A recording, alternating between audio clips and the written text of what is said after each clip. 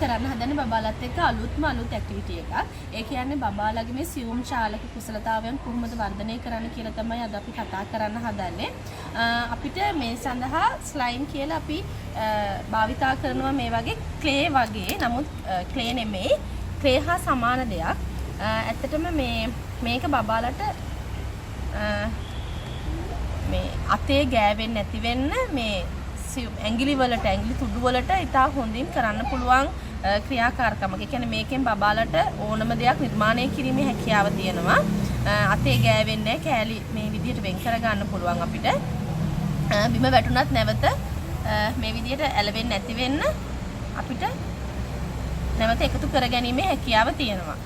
නියපොතු අස්සේ යන්න, ඇඟිලි වල ගෑවෙන්න, ඒ කිසි දෙයක් මේකේ නැහැ. කොහෙන්වත් වැදිලා තියෙන්නේ නැහැ, බිම රැඳිලා තියෙන්නේ නැහැ. බිම වැටුණත් නැවත මේ විදිහට අපිට ගන්න පුළුවන්. ඉතින් ඇත්තටම මේක හොඳ ක්‍රියාකාරකමක් වෙනවා මේගොල්ලන්ගේ මේ ඇඟිලි තුඩු නිසියාකාරව හසුරව ගන්න. ඒ වගේම මොළේ වර්ධනයට, ඒ කියන්නේ ඇඟිලි තුඩු සමග තමයි මොළේ වර්ධනය සිදු වෙන්නේ. ඒක නිසා මේ ඇඟිලි තුඩු වලින් කොහොමද මොළේ වර්ධනයක් සිදු කරගන්නේ කියන එක අපිට අද කතා කරගන්න පුළුවන්. ඇත්තටම දරුවෝ කැමති වර්ණවලට අපිට මේ භාවිතා කරන මේ ස්ලයිම් කියන එක අපිට ඒකට දාන්න පුළුවන් මේ ග්ලිටර් ඩස්ට්. උගලන්ට පේනවා ඇති මේ ග්ලිටර් ඩස්ට් දාලා තියෙනවා. ඒක අපිට බබාලට දෙන්න පුළුවන් මේ ඇඟිලි වලින් කලවම් කරන්න. මේ විදිහට කලවම් කරන්න දෙන්න පුළුවන්. මේගොල්ලෝ ඒ දේවල් වලට ගොඩක් කැමතිනේ. එතකොට ඒක අමුතුම දෙයක් ඒගොල්ලන්ට ඒක මේ ග්ලිටර්ත් එක්ක මේ ඩස්ට් එකත් එක්ක ඒක එකතු වෙනකොට ඒක හරි ලස්සනට පේනවා. ඉතින් දරුවෝ ඇත්තට මේ වගේ දේවල් වලට ගොඩක් කැමතියි. මේ වගේ දේවල් වෙළඳපොලේ ගන්න තියෙනවා. අඩු මිලට ගන්න පුළුවන්.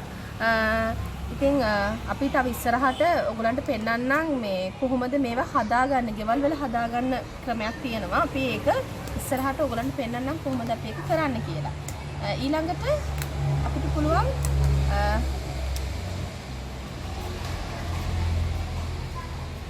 මේ වගේ පුංචි සෙල්ලම් බඩු ඒගොල්ලෝ පාවිච්චි කරන මොනවා හරි යම් කිසි දෙයක් අරගෙන මේක ඇතුලේ රඳවලා බබාලට ඒක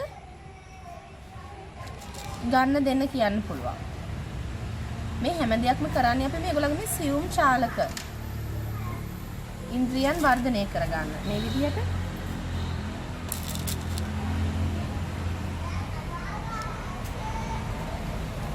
මේ විදිහට දාලා ඊට පස්සේ අපිට පුළුවන් ඒගොල්ලන්ට ඒක මේ විදිහට ගන්න කියලා.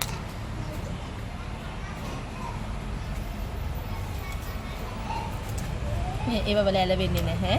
අතේ ඇලවෙන්නේත් නැහැ.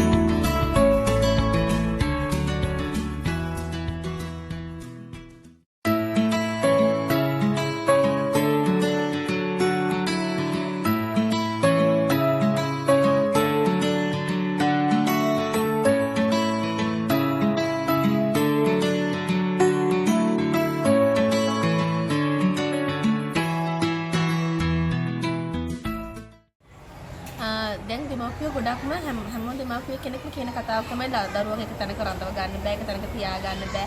හැම වෙලේම රිමෝට් වලින් වැඩ කරන සෙල්ලම් බඩු ඕනේ, එක්ක ටීවී එක දාන්න ඕනේ, එක්ක කාටුන් එකක් දාලා දෙන්න ඕනේ. ඒක නිසා නැත්තම් ෆෝන් එකෙන් හැම වෙලේම බබාලා බැලුවොත් එක්ක ෆෝන් එකේ මොකක් හරි බලාගෙනම තමයි ඉන්නේ. ඉතින් ඇත්තටම දරුවන්ට ඊට වඩා දේවල් තියෙනවා ක්‍රියාකාරකම් කරන්න. අපි හොයලා බලන්න ඕනේ මොනවද දරුවන්ට දෙන්න ඕන දේවල්, හොඳ දේවල් මොනවද කියලා.